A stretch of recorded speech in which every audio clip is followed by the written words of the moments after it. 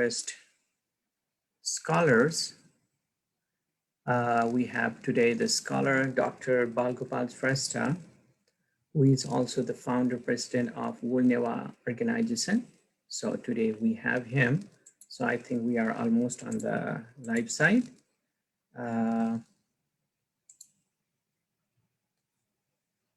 Jojalapa.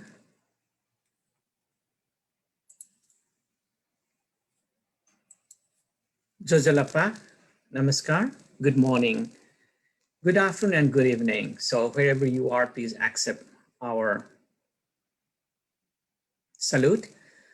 And yeah, so this e-heritage, this is a monthly program that we are bringing up on behalf of Vajrayogany organization, USA chapter. So we have already, in the past 2 months that we have the presentation from Prajwal Gurju, and who is also the moderator for today's program and who is director for e-heritage division of Vajrayogany organization, USA chapter. So today, yes, we are really happy to have Dr. Bal Gopal Shrestha, who is a scholar and who is also the founder president of Vajrayogany organization. So on behalf of the organizing team, I would like to invite Dr. Bal Gopal Shrestha, and as well as we have a lot of participants here as per the format. So I will hand over the floor to Dr. Shrestha, and once he concludes his presentation, everybody who are here today in this meeting room, they can have the question. And till then, right, please mute yourself and we will go one at a time. And the audiences who are on the Facebook, they can ask in the comment box, or if they have any concerns or questions, right, they can just do that. So if you also, the people who are on the Facebook Live, if you'd like to participate in and come in into this Zoom session, you can just send us the message. So on behalf of Vajrayogany organization, USA chapter, I would like to welcome Dr. Bal Gopal Shrestha. So Dr. Shrestha, I don't think that I need to give your introduction much. So I would like to hand over this floor, and floor is yours. Please go ahead. Jojalapa, namaste. Thank you, Promise, and all team members for organizing this Zoom talk today. I'm very pleased to be here with you all. I may like to share my screen. I have planned to explain things from some slides that I have prepared today. For today, I mean. Shall I do this? Yeah.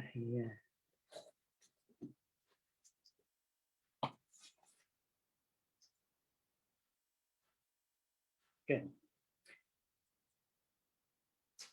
Okay. As you can see, the title of my talk today, 3 words they are: Sako, Gumbaha, and Vajrayogini.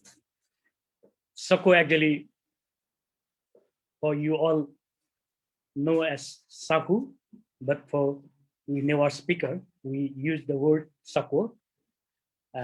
Gumbaha and Vajrayogini, probably you all know, I guess. Actually, Gumbaha is the name of the sanctuary of Vajrayogini. Gum literally means forest, Baha means monastery, that is forest monastery. Actually, for local people of Sako, it is still known as Gumbaha. So when we say Gumbaha, that means all the deities, sanctuary, and all caves, tirthas visible in the Vajrayogini area lie in this Gumbaha. I start. So my next slide. This slide, I have put the map of Kathmandu Valley, just for those people who are not well familiar with Sako. Actually, Sako lies northeast of Kathmandu, approximately 17 kilometers. Sometimes people also say 8 coast, 8 miles. As you can see, Sako is not very far from Kathmandu, but for many people, it is still unknown place. As you can see in this valley map, all the settlements, name of settlement, what you can see, they are the settlement, they are the Newar settlements. Every Newar settlement actually has one or another important god or goddesses. Similarly, we have one in Sako. So this is Valley of Sako. As I can indicate, this is rectangle sketch. This is Sako. So this whole we also call Sako Upatteka, Sako Valley. In this Sako Valley, you can see Changunarayan, Kageshwari, Indrayani, Hulbu, Salambutar, these and some other places, and Vajrayogini, of course, and the Manichuda, the hill of mountain of Manichuda on top. So this is the location you can see here. Sako, when we talk about Sako or Sako, we have traditional conception about any newer town that is usually made in mandala, mandala in mandala shape, considered to be, and it is surrounded by Astamatrika, 8 matrikas from outside and inside the town itself. It is not only in case of Sako, but also Pottapu, Patan, Kathmandu, those cities also in same concept, same Astamatrika, they are surrounded by Astamatrikas. In Sako's case, as you can see, we have Kumari, Indrayani, Bharai, Vyagirni, Rudrayani, Chamunda, Mahakal. So these are situated not very close, though they are from the town of Sako. Similarly, we have inside the town of Sako, we have 8 such matrikas. Now I just show next slide. That is to tell you why Sako, what is Sako. Actually, we have a very popular legend called Mani Saila Mahabadana. Several versions of Mani Saila Mahabadana can be found in the possession of Vajracharya priest of Sako.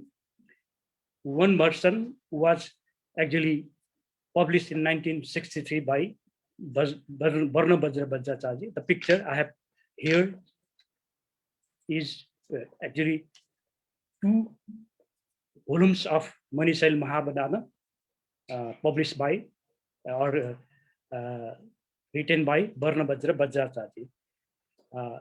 We also have, I also obtained several handwritten version of Mani Saila Mahabadana.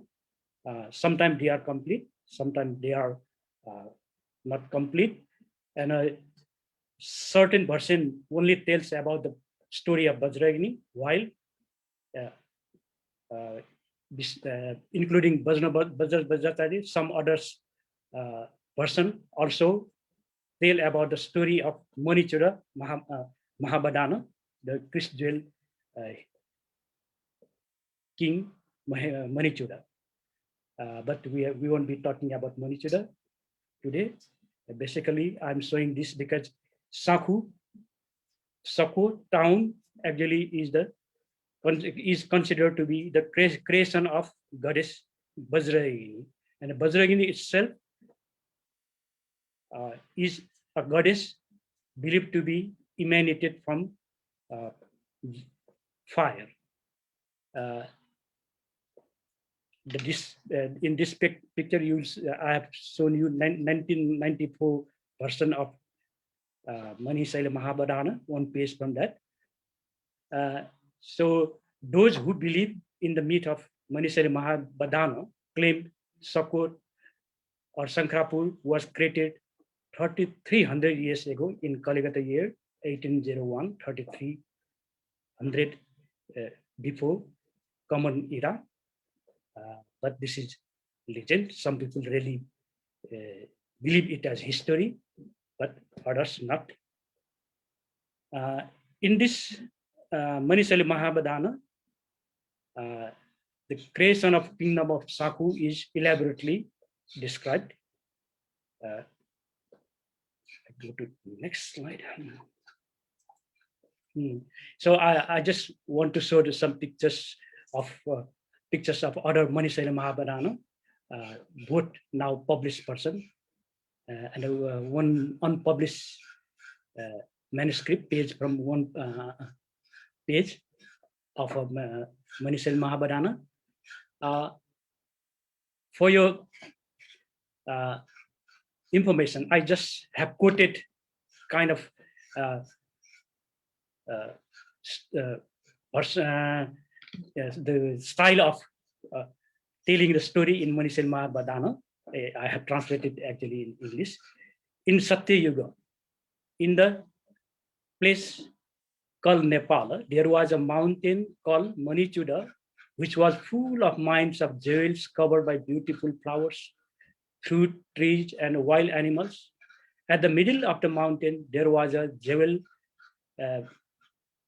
called Manisaila. One day, from the midst of that stone, the goddess Ugratara, Vajrayogini, emanated in the form of a very bright light. It was the time when the lifetime of human being amounted to 80,000 years. So, in this style, Manisaila Mahabharata tells story about the creation of town and the installation of temple, the installation of festival of Vajrayogini. So, as I said, in this first section, I may like to go a little further in the history of town of Sako. Actually, when we look into the beside Manisaila Mahabharata, we don't have really clear history of Sako, when it was created or how it was created, who created it.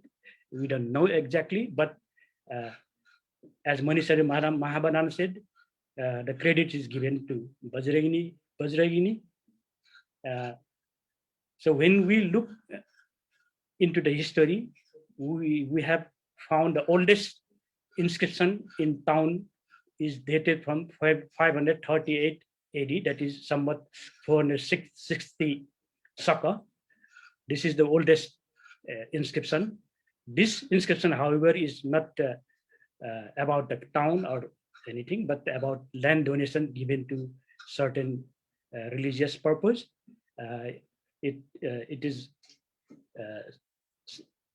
during the time of King Vamanadeva, according to D.R. Ragni or Dhanabhajra Vamadeva, king, when he ruled and how long he survived, this is not very clear, but only inscription found about Vamadeva king was in Sako.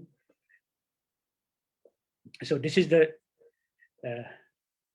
rock inscription I have during my research. This inscription 460 or 538 AD, dated. Oldest inscription found in Sako is in Dugaiti, that is one of the quarters in Sako, where we have a sunken water spout which still runs pure water, drinking water. The next, actually, it is a fragment of one another inscription found in Sako. This is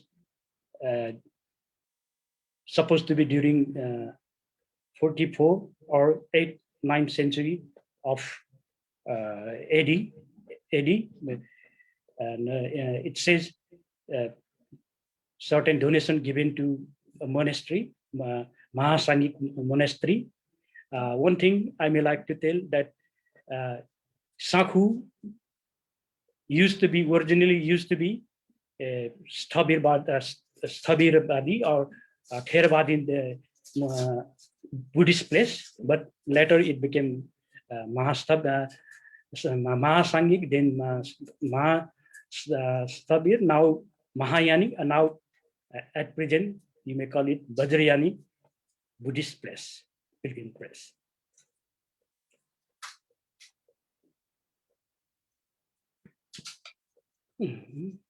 I already talked about this mandala, hypothetical mandala of the Nepalese town. This is from my book chapter. I have put this slide here. 8 Astamatrika inside the town and 8 Astamatrika encircling the town from outside. But people believe any Newar town is made in mandala shape. So this is the shape of town, though it is believed that made in cone shape. Some also believe this town is made in the shape of kharga, but I cannot really say if it looks like kharga or cones. So this is exact. This black and white picture that you see is with the names of 8 quarters, and the houses. Small dots are houses in the town. So when goddess Vajrayogini created this town, she ordered to assemble 7 different villages into one, and made into 8 quarters inside town. These are called Ipa, Santwa, Dugaiti, Chalaku, Salka, Tonla, Pukulachi. Another important feature of this town is the gates of the town. Those 4 the main 4 gates are very important ones. From Dunla, actually the procession of goddess Vajrayogini passes through when the procession every year when the procession of goddess Vajrayogini takes place. That is during Chaitra Purnima. That is 1 month later after Holi Puri, Chaitra Puri, for 8 days. The next important town on other side is Bhaudwaka. That means the bride's gate. When people of Sako get married with outsider, the bride must pass this Bhaudwaka. Then we have next gate, Pamchadwaka, that is Sangadwaka we also call it. From this gate, all married away daughters are given out from this gate. Then we have another important gate, that is Mahadevdwaka or Sidwaka. From this gate, all funeral are taken out to cremation ghat, Deepa. Whoever die inside town cannot be taken out from other gates, but only through this gate. They should be carried away. And beside these 8 gates, we also have another important gate, that is Chalaku Talunko gate. Again, we have beside Vajrayogini nowadays, you might heard about Madhav Narayan and also Swasthani. Nowadays, both are mixed up, but in the past, people used to say Madhav Narayan was separate and Swasthani different thing. And every year for a month, this gate will remain very busy because every day Madhvanaran must pass through this gate to the river Salinadi, where people are assembled whole month for Brata. Other small gates, Pushcha Dhaka or Swala Dhaka, and other Pukushi Dhaka, they have nominal importance. Sometimes they are called gate or sometimes not, but in Pushcha Dhaka, we still can trace back certain remnants of gate, but in other places, it will be very hard to trace back. And also in Bhauraka, in the middle of Bhauraka and Panchadwaka, we have Taleju Dwaka here. During Taleju procession, only during the procession of Taleju, this gate is used. Otherwise, during Gathamuga also, when expelling Ghantakarna, we don't call it Ghantakarna, Gathamuga, this gate is used. For other gates in the town, they are also used for the Gathamuga. So I just stop here. I will show the picture of the town. So this is not a recent picture. It is in the 1990s, I guess. Now, even this green, forest has been encroached, and some temples have been made there.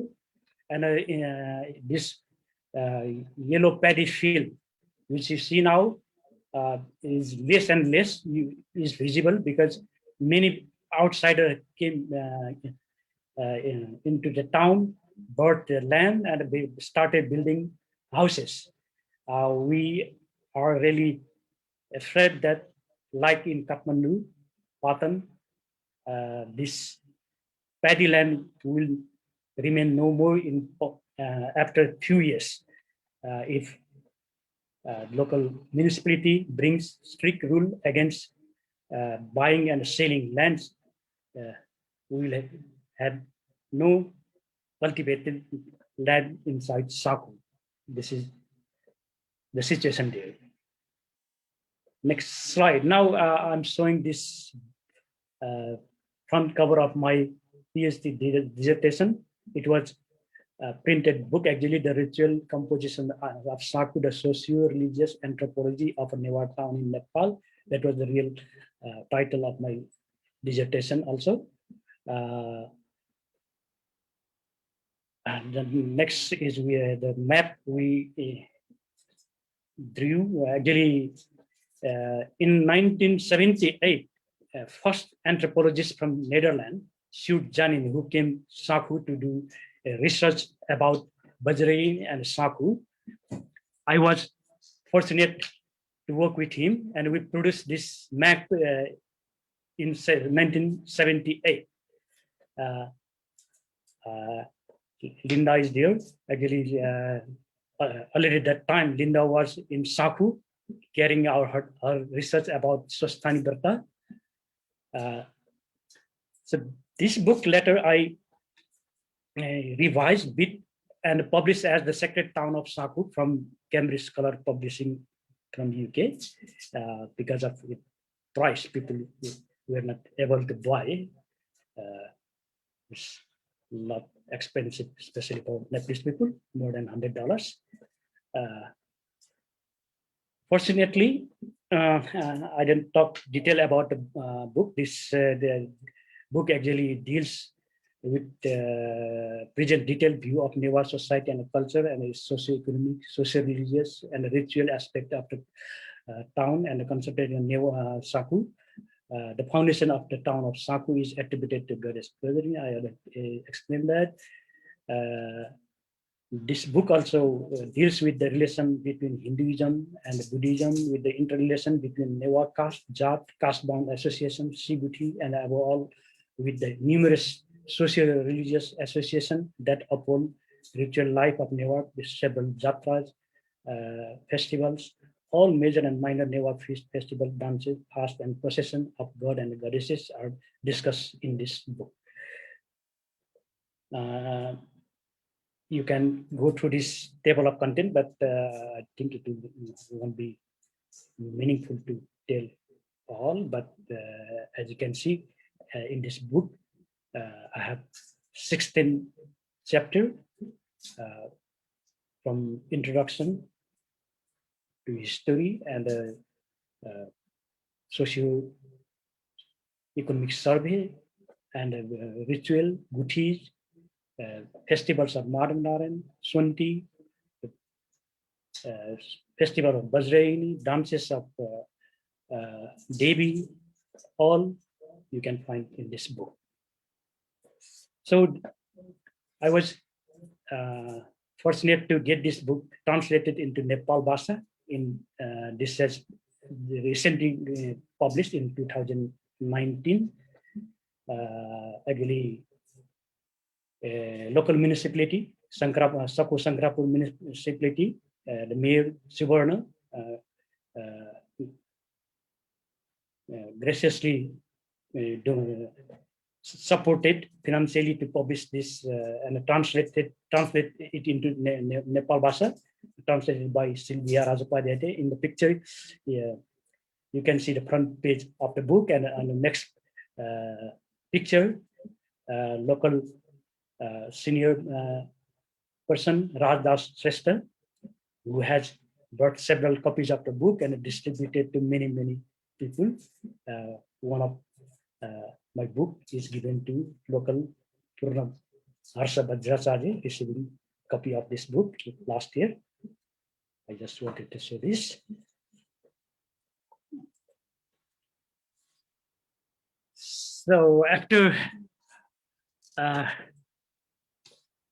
talking about Sako, now I turn to Gumbaha Forest Monastery. I already talked about the history. When we so these are the things I wish to talk, but I fear it will take a long time, so I try to make myself very brief. Next slide, I go probably.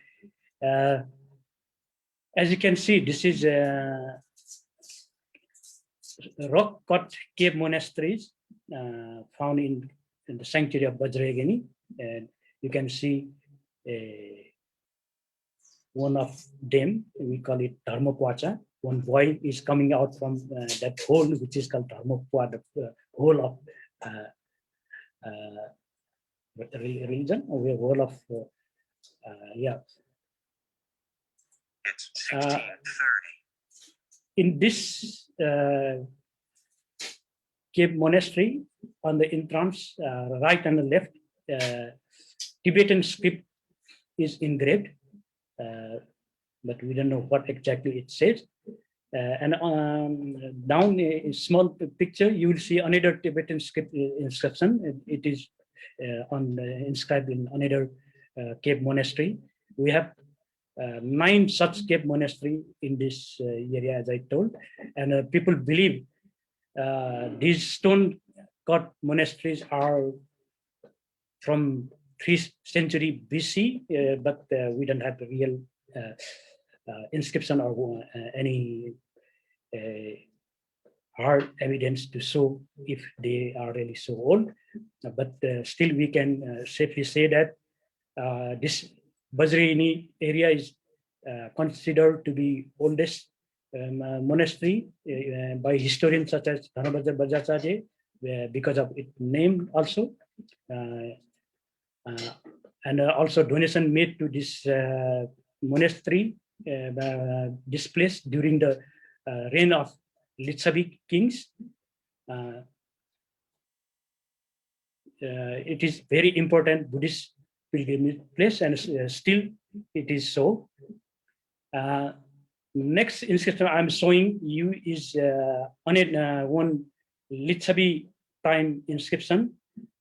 This inscription actually we found in 2015, soon after the devastating earthquake occurred in Nepal, as the one of the temple fell down. They could find this inscription, but we don't have exact translation yet, and people believe it is to be from 6th to 7th century AD, but not properly been read or dated yet.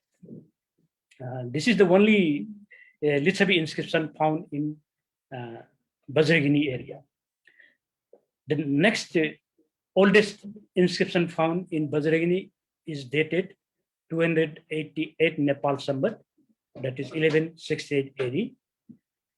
It is during the time of King Rudradev Thakuri Malla. This is during Thakuri period. In this inscription, a pious man installed the water spout, wishing for rebirth and salvation from the suffering of hell for his deceased mother, father, and son during the reign of King Rudramalla. This inscription is on the cheek of stone spout in the Vajrayogini sanctuary. As you can see, many people worship or they put water on it, so it is not anymore readable. But long time ago, Tanabajra Bajracharya copied it and he read this. So in Vajrayogini sanctuary, we have like 55, 52 inscription in total. I'm not going to talk about all. I just want to show the sample, how I put in my book this inscription, when it was put, the purpose and the language. When we talk about this inscription, basically pious religious people, when they donated certain land or they renovated temples, or when they founded stone spout, they installed such inscription. The Litsabi inscription always in Sanskrit language, but Thakuri period inscription, Malla period inscription, Saha period inscription, they are not only in Sanskrit but also in Nepal Vasa, and in Saha period, some of them also in Khas Nepali.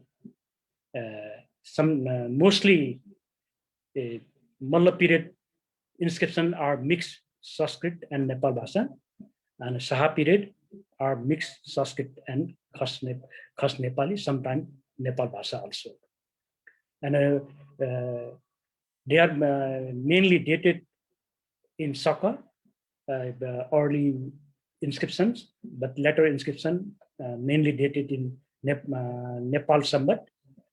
For instance, this one.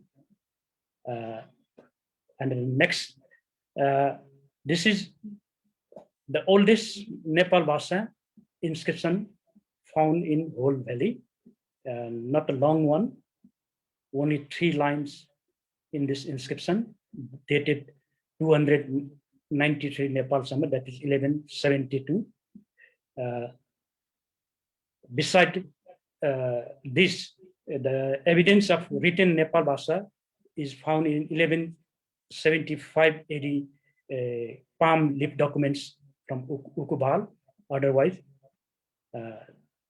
this inscription, stone inscription is the oldest Nepal Vasa inscription. In this inscription, it is written in the year 293 during the reign of King Rudradeva.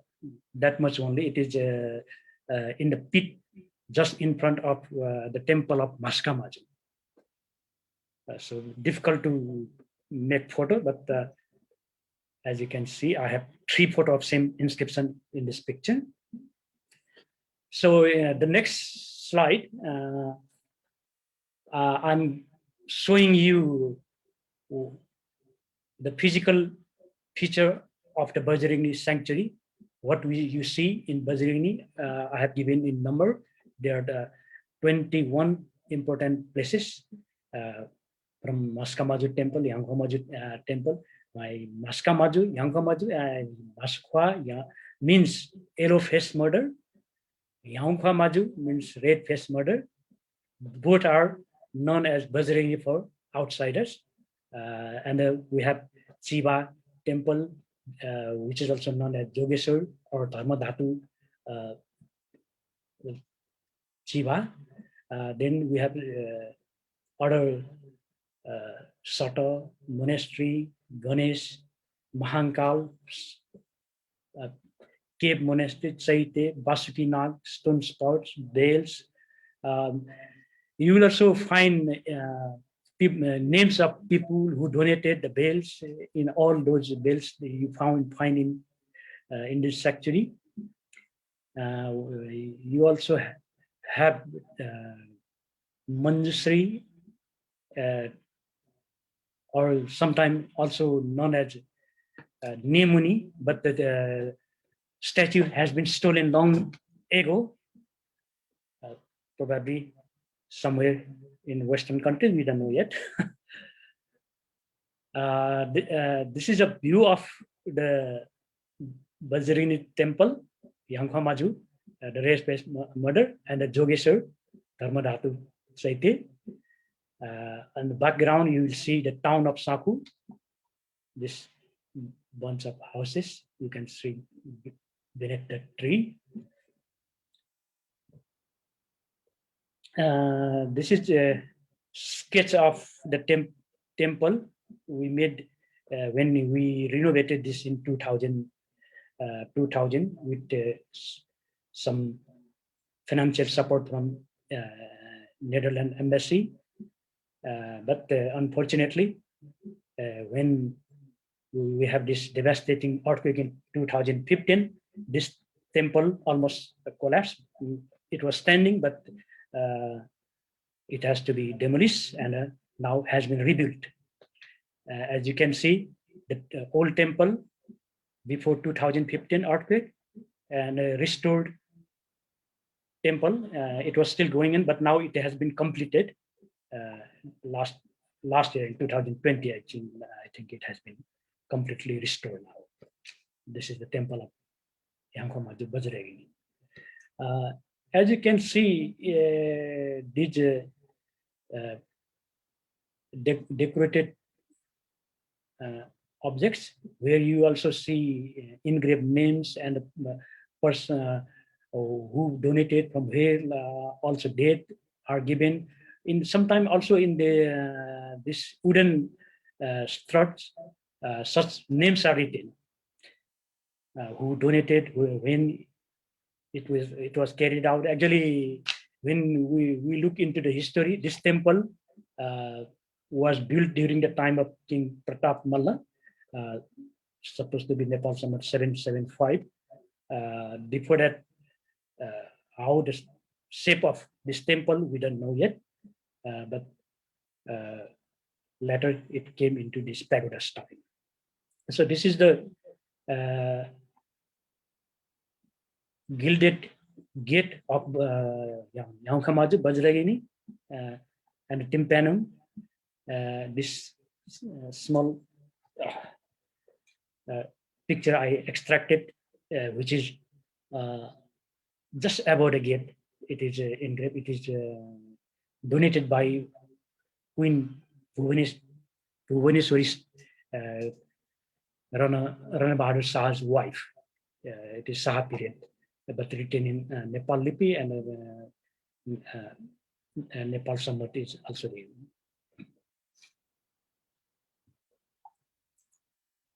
So most people in the past were unable to make picture because it was completely forbidden.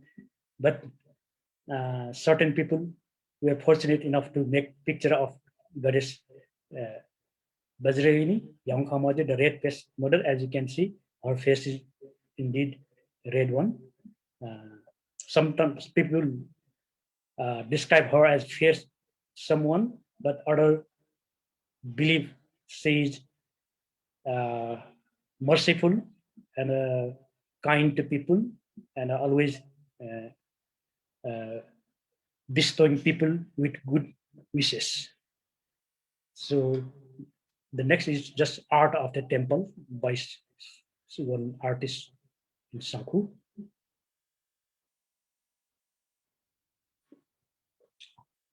I go to next. This is the goddess Vajrayogini still, but she's Masukhamaju, yellow face murder, and on her right and left are Singini and Byagini. Singini means lion face, Byagrini means tiger face. These three statues actually are the procession statues once every year. These statues are carried down to the town of Sako and on their one palanquins. And the next small one is Basundara. People also make Basundara Brata at this site every year. So I will be coming back to this again. This is in the same temple, Lokeshwar, another statue of Buddha. But this small one is believed to be the black queen, blacksmith queen. People just call it, but as you can see, it is also statue of Buddha. This is sacred eternal fire at the temple of Maskamaju. We also call it Oging Matha, where the fire is burning all the time. The myth is that if fire is extinguished here, either to be light, borrowing fire from Agnimatha Patan. Also in certain texts, it is also said from Pashupati Agnimatha or Thorping Vajrayogini. But when I interviewed priest, Vajracharya priest of Sako, it never occurred so far in their lifetime or before in history. So this fire pit also is worshipped, and people take ash from this fire pit as prasada, a blessing on their forehead, and it's distributed among people. And some also believe the ash has power to change witch boxy. Next, in the ground floor of the Maskamaja temple, we have this Dipankar Buddha head and Chiva Chaite. This is actually also procession statue carried down to Sako together with Maskamaju and Singini Byagini. And the next is frying pan, actually not used anymore, but the Vajracharya priests believe in the past they used to organize Samyak feast, and during Samyak feast this big fire pan is used to cook tarkari, dal bhat, whatever. But since we have Vasa Vanshabali in 19th century history chronicles written in Khas language, some people also began to call this head of Buddha the head of Vikramaditya, the king Vikramaditya. So they mix up the story with this head, and they have another story where the King Vikramaditya cooked himself in this fry pan and fed Goddess Vajrayogini. This kind of story is made, but local Vajracharya priests do not assert this story. They don't really happy about distorting history of the god Buddha, Buddha and a frying pan. So this is enshrined Buddha Chaitya Jogeshwar Chiba Dharmadhatu Mahavihara. Inside this temple, we have this full dome-shaped Chaitya is installed. It is covered with silver, and the face is gold painted. So this temple also actually in dilapidated condition after the earthquake, but now has been renovated, reconstructed fully. So this Chaitya, only the Vajrayogini priests are allowed to go inside the temple and make worship. Outsider or devotees or visitors are just allowed till the gate. As you can see, these two people standing outside the gate.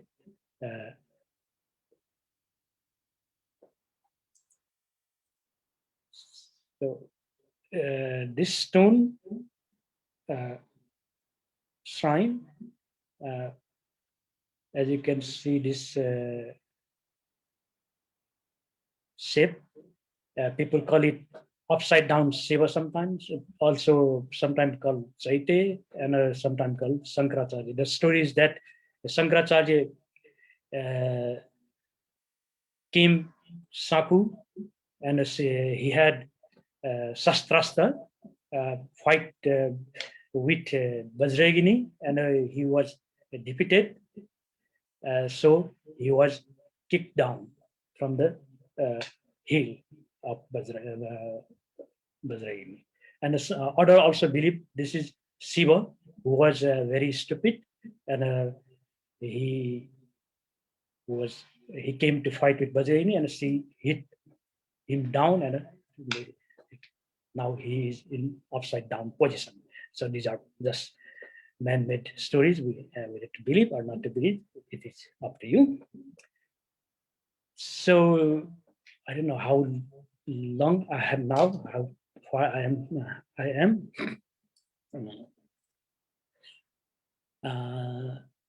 I now like to shift to talk about the way of worship rituals in the temple. As you can see listed in this slide, there is daily worship Nitya Puja, early morning. During the early morning puja, each and every deities in the sanctuary of Vajrayogini are carefully worshipped by the priest who is in town, Pala, Gurju. They are Jogeshwar, Yankoma, Maskama, and all remaining deities around there in the morning time. Then in the noon time also, there is Madhyana Puja, noon ritual. Again, they all are worshipped. Then in the afternoon, it is also customary in Sako that at the temple at about 3 o'clock in the afternoon, the Vajrayogini priest, when worshipping God and goddesses, the bell is rang. It is called Sopagang. For people of Sako, it indicates people can eat their afternoon lunch. It is Bajinego time. Actually, we call it Nepal Vasa. It is not like lunch, but baji, bit heavy food for those who work at fields as farmers, for the farmers. And the last worship at the temple would be is evening worship, that is arati.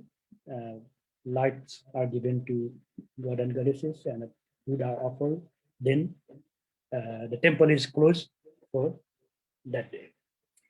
So I just briefly said what need to be elaborated, but I won't do that because of time constraint. Beside this worship ritual, I like to talk a bit about the Lampun Chagu, that is repainting of Yankoma. Repainting of Yankoma, Vajrayogini is taken place once every 12 years. So during this time, she is painted with new color. During this Lampun Chayu ritual, there is elaborate ritual. Several days it takes. First, they have purification, Purastarna Puja, e-Daboo, festive food, Nyasa Pekagu, removing of life from the statues, the god goddesses, Ranga Kotana, then arranging of colors, Drishti Dam, when they completed, Dasakarma Bidi, 10-fold life cycle ritual. I don't go detail about 10-fold life cycle ritual. Actually, it is essential for human beings, either Buddhist or Hindu. They must go through 10-fold life cycle rituals. Then e-Daboo, Nyasa Legu, pouring of life. Then Duso, then installation, Palistha. Then Chartutiyas, that is ritual of apology, Chema Puja also they call it. So these are things to be done for Yankama. Then in case of Maskamaju, red yellow face murder, the procession statue, renovation is not regular one, only it is occasional. Actually, when it get damaged or wounded, the body is wounded, then it is essential. Otherwise, usually they don't renovate it because it is very expensive. Also, because the face and the body need lots of gold painting, so which is huge money. So they don't easily can find. Last time it happened when I noted was in 1996. So the similar kind of worship is taken place, as you can see a worship apology, Purusacharana, Jalab Avahana, Jivanyasa, life innovation, worship of cow, painting, Ranga Kotana, gold, counting of God, how much gold they have now, gilding, Siegu of copper, worship, apology, Chema. Then final ritual is 12 days long fire sacrifice, Ahoratri Mahayagya. Only then everything is completed. This and during all these Ranga Kotana, repainting of Yankama and Maskamaju, renovation of Maskamaju, not only the Vajrayogini priests of Sako are involved, but also Vajrayogini from Kathmandu, Bhaktapur, they are also invited, especially senior Vajrayogini from Kathmandu are involved in these rituals. I can go much detail. This much I want to tell now. If you have question, I think I should stop here. Otherwise, it will be too long and it will bore, not to make it boring. So we can also talk about the festival of Vajrayogini, other festivities in town. But I thank you for your attention. I stop here. Okay, thank you, Professor Bal Gopal Shrestha. It is really, really wonderful. It's amazing, amazing Sako, the city. So now we'll leave it open for the question and answer. Anybody have any questions, please mute yourself and ask the question. So.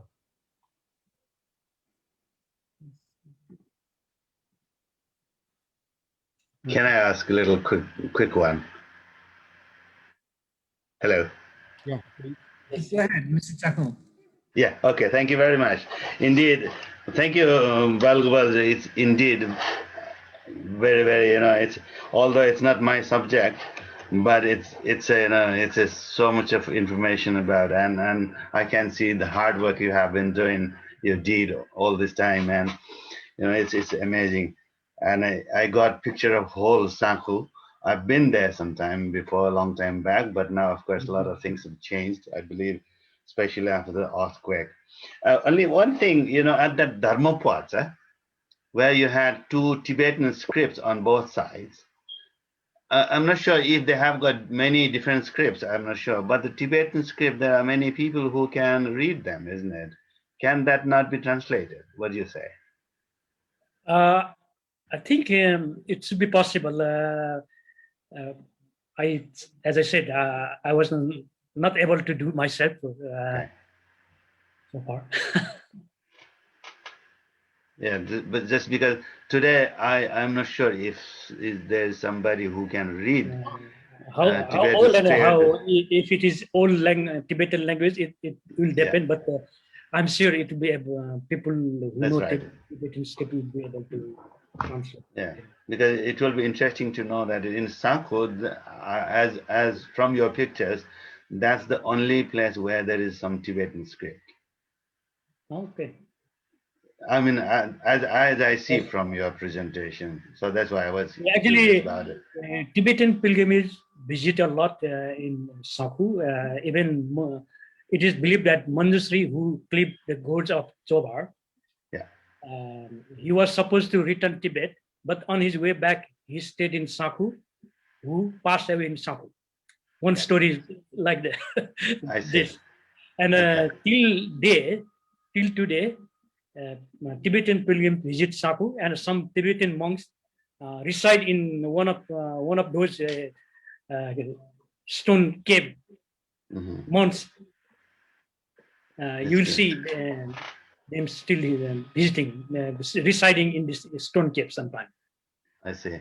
Okay, and one last thing is, I'm really amazed to see that you did have different gates for different ceremonies, like particularly marriage in and marriage out, and death, exactly. or Madhav Narayan or Gathamuva.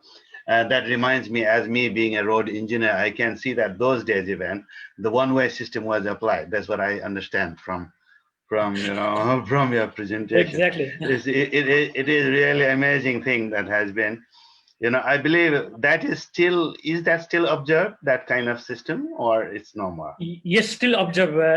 Actually, if someone die outside Sako, you are not permitted to bring inside the town. So if anybody die inside the town, either local resident or outsider, must be taken out from Sidwaka. I see, particularly that one, north. Well, That's northern Dhaka. Yeah. Yeah, okay. Great. Amazing. Thank you very much. Thank you for your question. Yeah. Thank you, Prameshwar, for all this. I think there is somebody, Miranda-san. You have a question? Yes. So I wondered who performs the Nitya Puja, and if it's a certain group, like a priestly, family, or if it's a kind of a rotating responsibility among. Can you repeat me? So I was wondering who does the Nitya Puja at the Vajrayogini sanctuary? Is it one family or a certain group of dedicated? Oh, no. Priests? Actually, the priests at the temple are the Vajrayoginis of Sako. The Vajrayogini have several clans. So especially they are 5 Kawa, 7 Kawa, and members of those families get turned at the temple. In the past, it used to be 1 week But nowadays, people are not much interested to take the turn themselves. But if someone wish, other can perform the duty for them. But who take over the turn must follow very strict regulation. The person who has to enter the Yankoma Vajrayogini temple, he cannot touch others. He has to observe fast until the Nitya Puja is finished and other visitors are there. So he can eat only one time in a day. So he must observe celibacy during the time he's in town. I see. Thank you. How many Vajrayogany family there? How many Vajrayogini Families. do you have my book? I see. Okay. I think like 30 families. So they are all from the Sako. The one interesting thing about Vajrayoginis is that generally Vajrayoginis believe Sako is the place where the Gumbaha, that is the noble people of forest. One interpretation of the word Gumbaha. So they descend from Gumbaha and spread in the valley. So otherwise, the main route was in Sako, Vajrayogini, Gumbaha.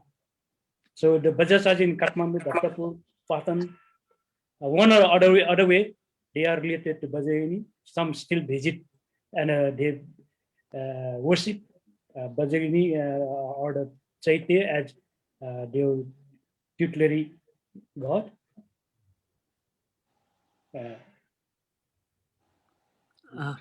May I ask one question? This is Daya speaking from Portland, Oregon. Thank you, Dayaju. Prasol, am I okay? Can I ask? Right? Yeah.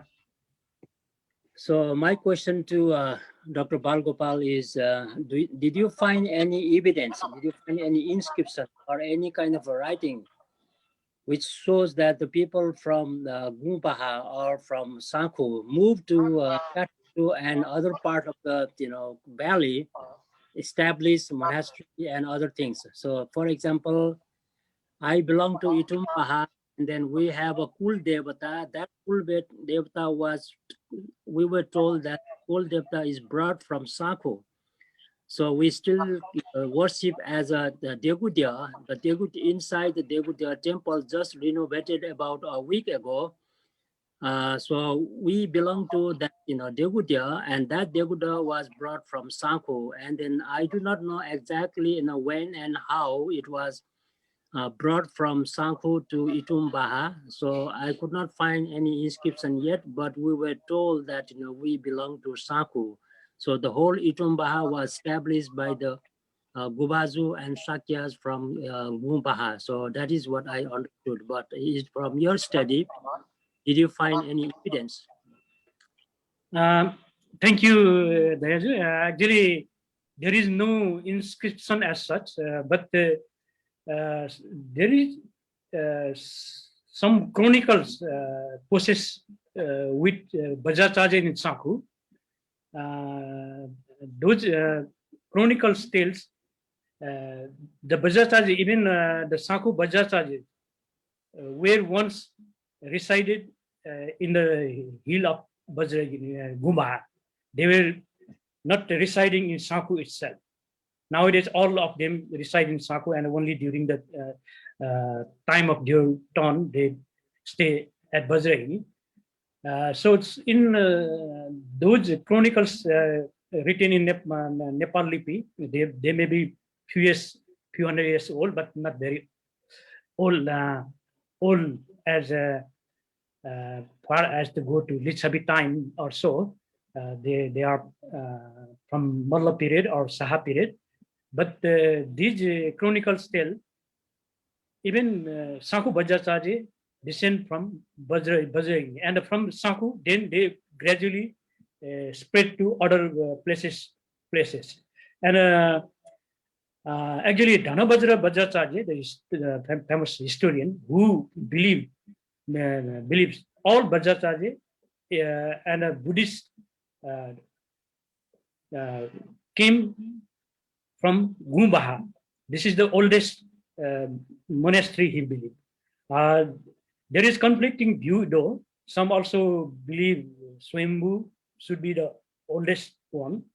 Gumbaha, sometimes people also claim to be Swayambhu itself, but Dhanavajra explained from one inscription of Harigaon, Onsu Burma time inscription, certain donation was made to Vajrayogini. The Gumbaha, that is present Gumbaha Vajrayogini, not Swayambhu, he believed. I don't know. Thank you, Dayazu. Now, I think that Isabel would like to ask some question. Isabel? Just a quick question. Thank you for your very interesting presentation. I've seen in your slide the name Uttratara beside Vajrayogini. So I was wondering the meaning of Uttra or Uttratara. Ugratara. Yeah, what is Uttra? I don't know the word Ugra. It's like equivalent to Vajrayogini, but what is the meaning of Uttra? Actually, Vajrayogini is also known as Ugratara. Ugra means fierce, fearsome, fierce, frightening one. Frightful. Frightful one, yeah. So she is also known as Khadgayogini because she carries sword in her hand. But currently, people began to call it Vajrayogini, but most people believe Vajrayogini, real Vajrayogini is in Thorping, and the Sako one is Khadgayogini.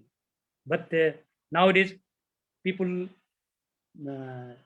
call her Vajrayogini, Khadgayogini, Ugratara. All these names are given to her. Okay, so it would mean fierce. It's like a fierce Tara. Fierce star, yeah. Thank you. Thank you. Thank you. I think Teresa Guer want to speak, but yes. Can you unmute and go ahead with the question, Teresa?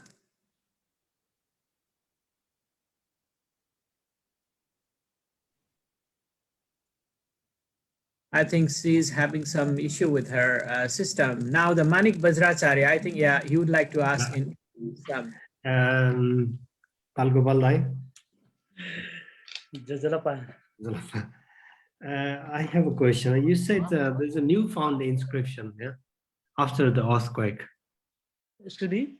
There's a new inscription after the earthquake that was found. Yeah. Yeah. After actually, in the past, we have no Litsabi inscription found in the sanctuary of Vajrayogini.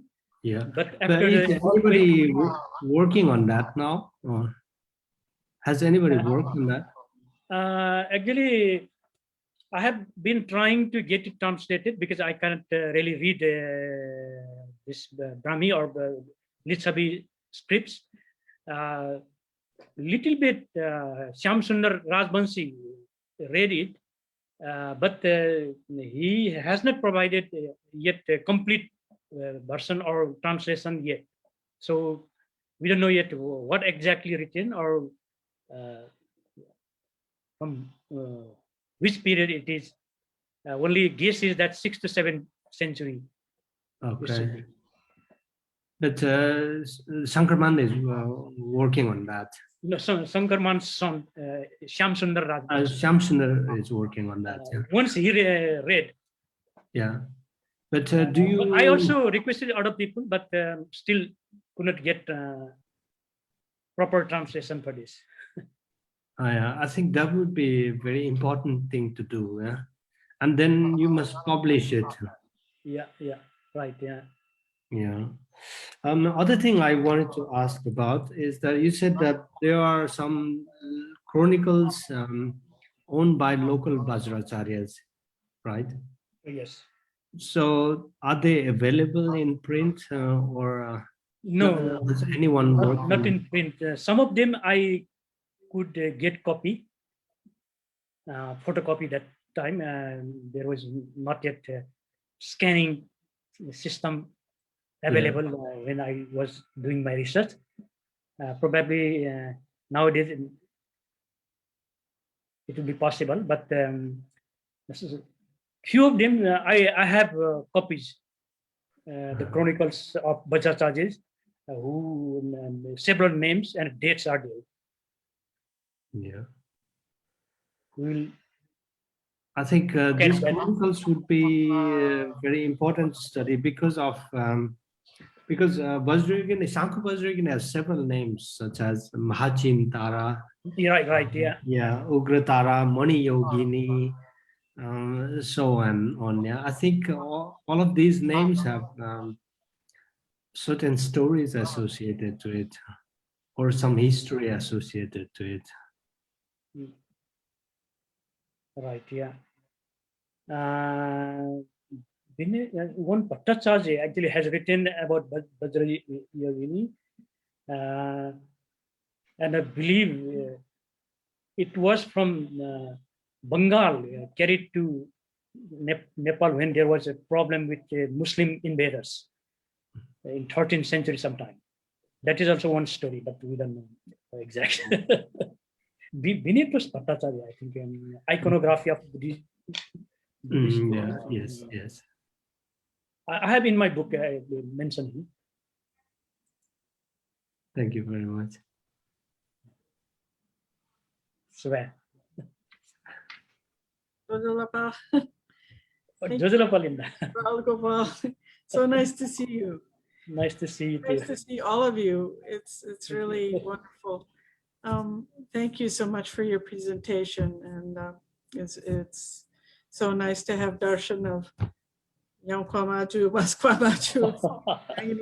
all of them first thing in the morning here, and I'm going to have darshan of my second vaccine today shot, so I'm really happy.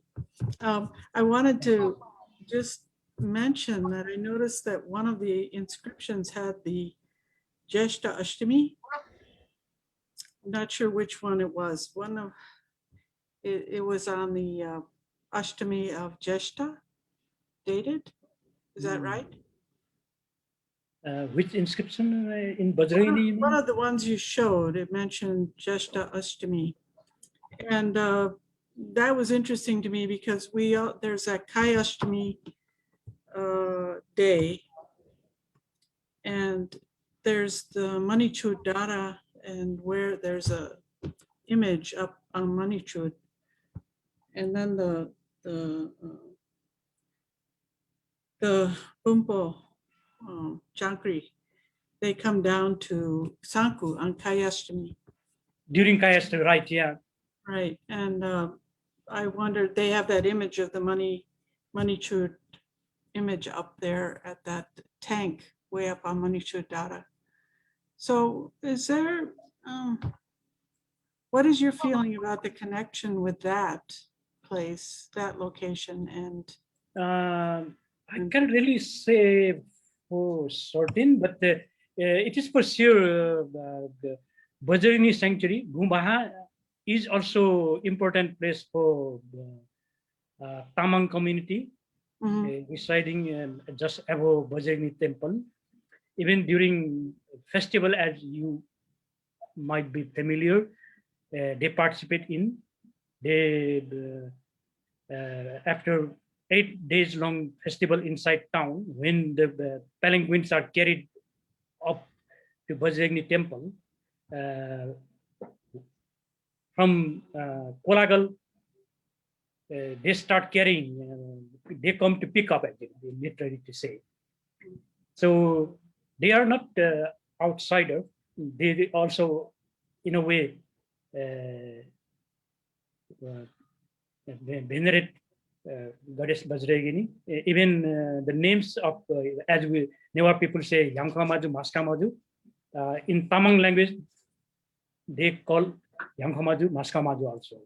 So they have long been associated with Vajrayogini. Also, money shoot during the festival in Janaipuri, Gunipuni.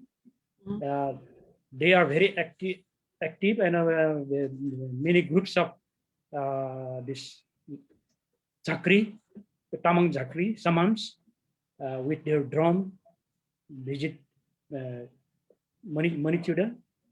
Yeah, I don't know what is your question if I am clear.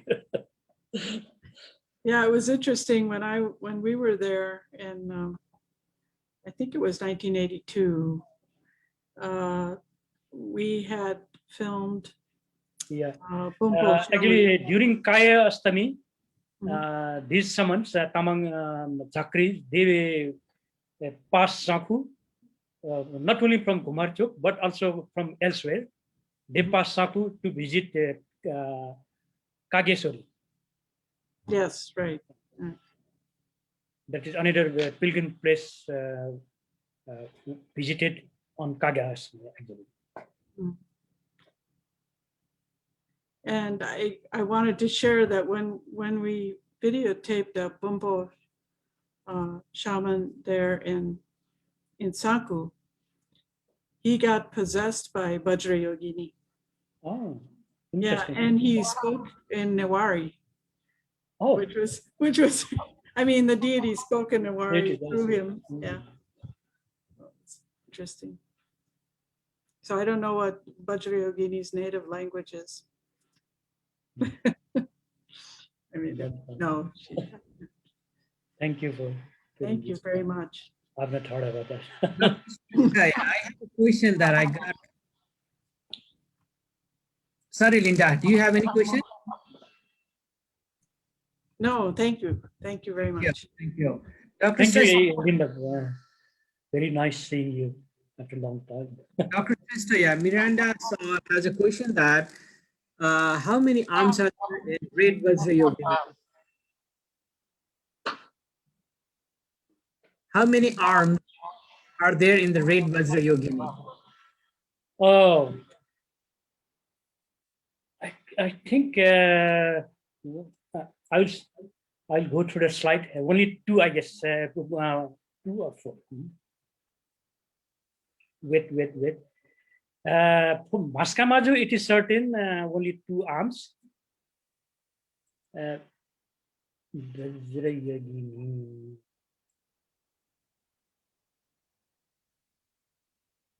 She said that she heard of there are 6 arms with the Yankoma, Red Vajrayogini. Yeah. In this picture, what I can see is only 2 arms. Paramananda always said there were 4 arms of Yankama. The 2 are always covered up. 2 are covered up then, yeah. In this, I will once again share this screen.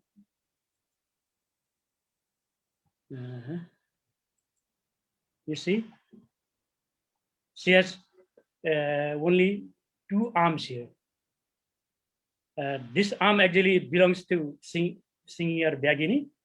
This one and this one. Behind this hand, actually, she has a sword.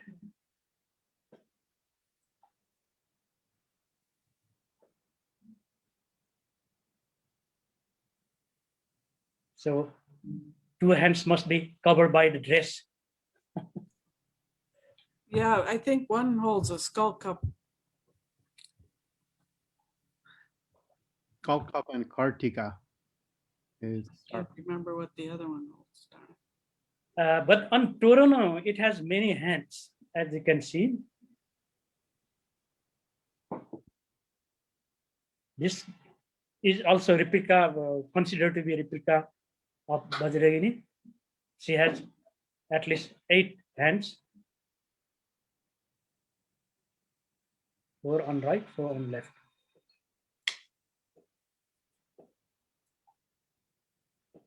So thank you so much for all the participants. Because of the time constraint right now, I think we would need to, yes, concluding this. So I would like to invite my colleague, Prajwal Bajracharya, to say something, and we'll go ahead and we'll conclude today's session. Prajwal, yeah, you need to unmute first, please. Okay, thank you very much for everyone who are attending this event. It is such amazing. I want to hear more and more. I want to questioning all the details. I want to know, because this is such importance in the world those days about the Dakini, and also especially that is the Sako is been like the before even the Swayambhu, I don't know, the history goes in a many different way. So the oldest temple in the Kathmandu Valley in Nepal, and that's been practicing the Tantrayana, Vajrayana. It's been thousands of years in there, but I want to know more about their inner practice and the inner way of keep alive that energy. And Sako also consider that it's so much powers and energy. Even people try to steal that statues, and they couldn't take the statues out. They're completely blind. So they have been centuries been passing down and keep alive that spirit in a Sako. So that's why really important place. And I have a lot of questions to add more. I don't know, asking more questions, but I don't know. Maybe I will just talk personally about this. So also, there's also the lots of Charya dance being performed. Lots of practice been happening in during the what's called that as in the every years, and all the Vajrayogini, they get together there in a very secret practice, which is like a Mangsahuti, Selahuti. Those are the ritual term they use in that place. So it is amazing place. And I give thank you for the Bal Gopal. This is amazing informations, and you pass on, and it's also the amazing photograph, which is not normally people can get that much photograph.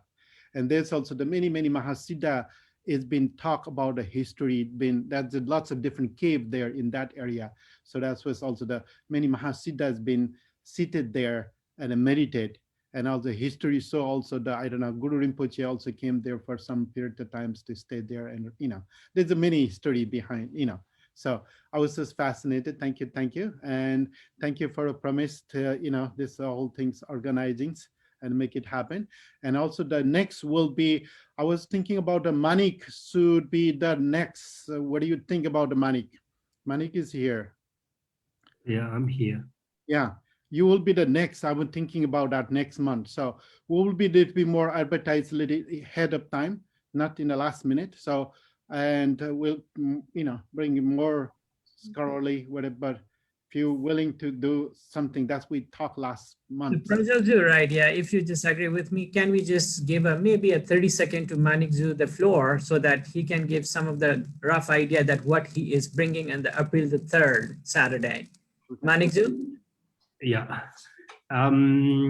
Actually, I have, I'm a bit undecided about the topic, and I was thinking to talk on one of the 19th century chronicles called Nepali ka Bhupa Vamshavali, whose translation I, some years ago, published with Alexa Axel Michels.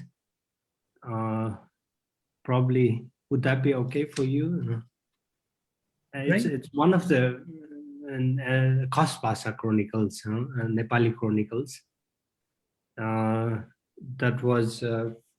That was compiled around 1830s. Yeah, I was thinking of that. Okay. Yeah, that will be good. So we make a date. So make it the mark in the calendars, everyone.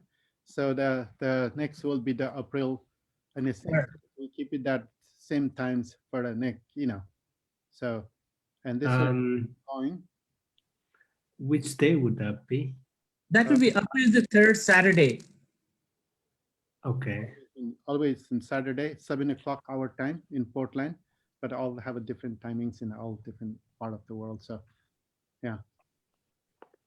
Okay, so thank you. We'll just conclude here, and so this will be live Facebook, and also I'm going to post also in the YouTube as well. So it will be, you can see in future again if you miss some things, and then especially if you have any question, maybe Bal Gopal should be maybe write your in a chat your email. So maybe any questions in future comes, they can ask the question for him. So Okay, thank you to all for listening me, for your passion. Yeah. So on behalf of All Neva Organization, USA chapter, I really sincerely thank to Dr. Bal Gopal Shrestha, and we have a lot of participants. We have some from Canada, some from UK, we have from Netherlands, we have even from Mexico, we have from Germany, we have from Italy, right? So we are really happy that, yes, being an organizer of this program, that we are trying to reach out to so many people who love Neva civilization, who loves Dharma, and who would like to, yes, share their experiences, their expertise, right? We would like to, yes, see more and more people joining this, and from our audiences also, if you would like to, yes, join with this, then please reach out to us. The best thing is the Facebook. You can send on the comment, or you can just pass on DM or PM to me or Prajwal Vajracharya. So we too will be the moderating at this moment. So anybody else would like to do the presentation, please reach out to us. So thanking all the people, and thanking to Prajwal Vajracharya, who is helping me out and who is really our pride. So do you have anything at the end, Prajwal? yeah, I just want to thank you for everyone. So the attending and whatever time is, come here to listen to our heritage every month. So we keep continues that is a heritage about the Nepal and a different part of the Nepal, and whatever so we can bring it and give educations about newer civilizations, newer art, newer cultures, art, and civilization basically. So we are happy that we want to continue. So please support, and if you have anybody's so please bring them, so we can make it that once a month we want to keep continuous. Also maybe Linda will be the other two in a or Mirinda in the other side, and please bring one topic, because Linda has been studies in Nepal for a long period of time, and Mirinda has been for a long period of time. Even she wrote many books, Buddhist goddesses of the India, Buddhist goddesses, next book coming out, Buddhist goddesses Nepal and in Tibet, and also Charya book coming out as well. So even like giving talk on Charya, it will be also the great, amazing too. So it will be. And Linda, yeah, I mean, even like a Sostani Berta, it will be great for the inspire for a lot of people about the Newar Sostani, great. So we can make a schedule. So that will be then, it will be good to have that is a little bit ahead in the schedules, and, keep move on with this. So yeah, and anybody there, I don't know. So please. May I, Prajwal, may I make a suggestion just from an audience perspective?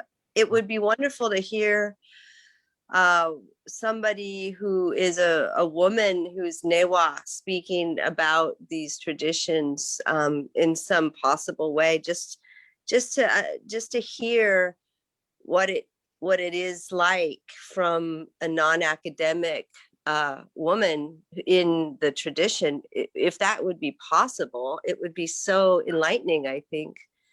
But Danyabat.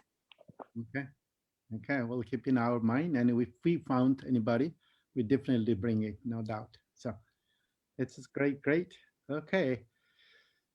So just to interrupt for a second, that let's take a leave from the Facebook Live, but we will continue our informal chat here. Okay, so all the audiences in the Facebook, thank you so much for your time. So please join us the next month, which will be on April the 3rd. So thank you so much. Really appreciate it.